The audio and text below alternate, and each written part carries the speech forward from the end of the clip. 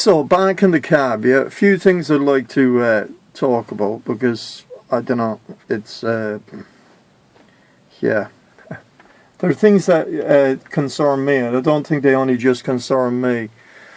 I think they concern like many cab drivers, and my interest really is the people that aren't a member of any organisation whatsoever to do with the cab trade.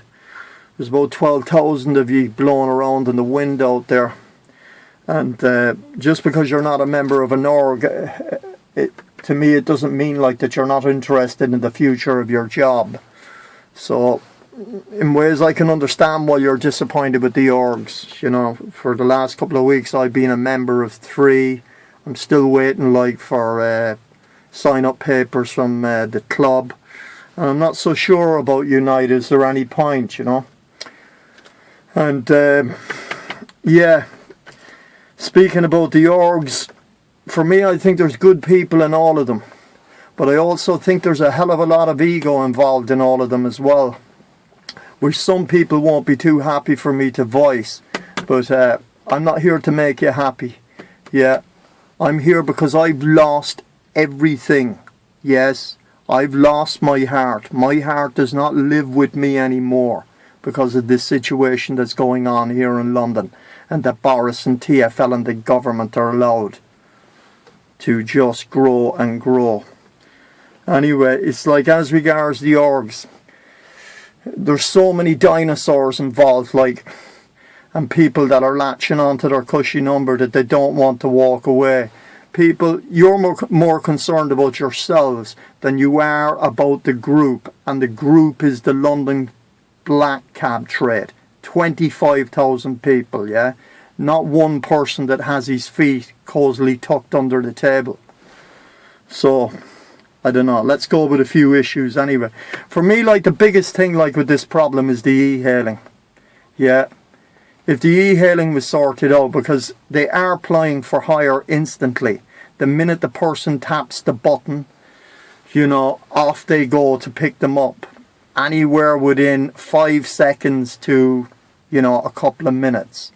So, as far as I know, that breaks all the criteria for being private hire. So, like, we don't need to go back over all the reasons why, like, that particular company, headed by a man called Travis Kalanick, shouldn't have got a license here in London, but who knows at this point? We all know there's something not right in the places of power, because when a regulator does not regulate or only regulates the black cab trade, then we've got a problem. The e-hailing, like, there has to be a time limit put on it. 20-30 minutes from the time the person presses the button until the information is released to the driver. Then it'll make it legal to a certain extent, I guess. TfL, huh? Wow. Every day I believe or think that you can't show me that you're any more incompetent than you are. And then I see today, you're enforcing the rank down by More London, while you leave the rest of London, it's just a free-for-all. It's a joke, for God's sake. You know, you're leaving thousands upon thousands of private hire cars parked up all over London, causing chaos with traffic. And forget about pollution. Boris, you're supposed to be improving London. I can tell you one thing, mate. You've done anything but improve London. You're putting Londoners in danger on a daily basis, and you should check the newspapers yesterday, because it was all over it. The fight back, you know, I believe like that we need to really start thinking outside the box. I was at the meeting, UCG in Rugby Street the other night, and yeah, I did hear some things that were promising, and yeah, the energy was good, but at the same time, I didn't really hear anything that I haven't known over the last couple of months, to be honest. So for me, I don't understand why you're not recognizing the power of social media. Yeah, we have 7,000 cab drivers that I know of. That's what the numbers I'm being given as regards how many cab drivers are on Twitter. So like, if we could get all of those cab drivers to sign up to just one account, yes, one account, and then hopefully, if the trade rags and whatever, if you'll just continue to print on whatever, if it's a weekly, monthly basis or whatever, an advertisement advising cab drivers to get on Twitter. Because the power of social media is something I feel that the majority of you do not understand. For instance, I've got about 800 plus followers, yeah? So those 800 followers, just to give like, you know, a kind of a, how would you say, a mediocre example as such. Even if they have like 200, they all have 200 followers.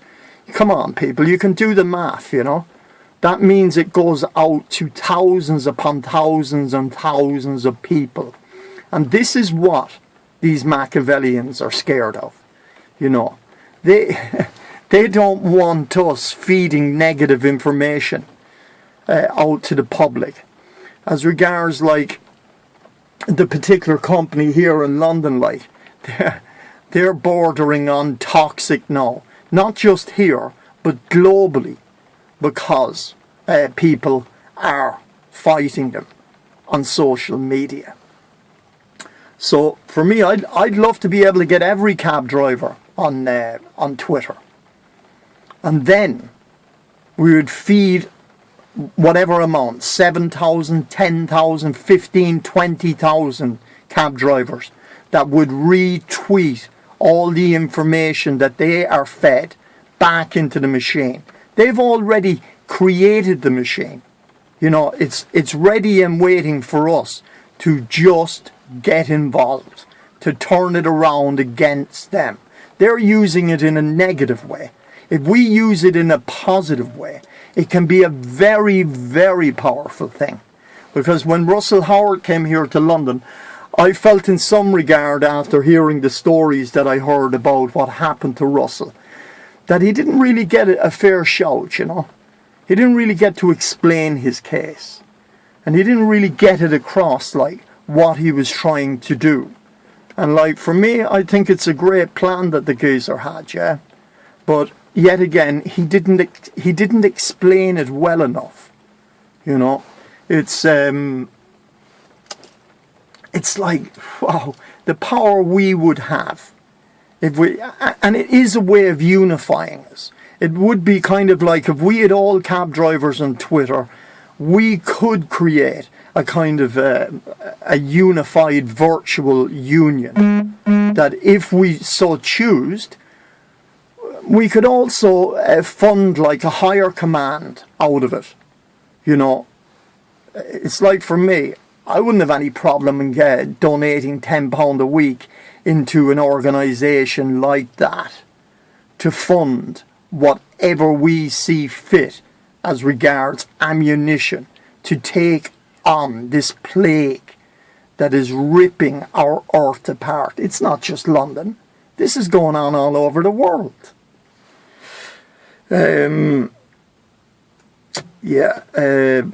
Forgive me, I'm just looking at bullet points that I have written down here.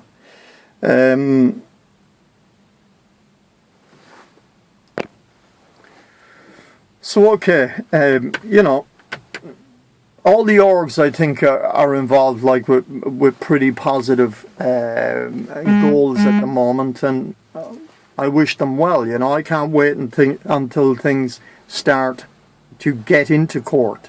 And all this waiting around, it seems like we've been waiting forever. But anyway, good stuff. But the one thing I'd like to say to the orcs, you know, forget about this thing that you've been driving a cab or you've been involved in this industry for 40, 50 years. You know, the world changes. And when you start to think that the new butter boy that only got his badge yesterday has nothing to teach you, then I'm afraid you are a dinosaur.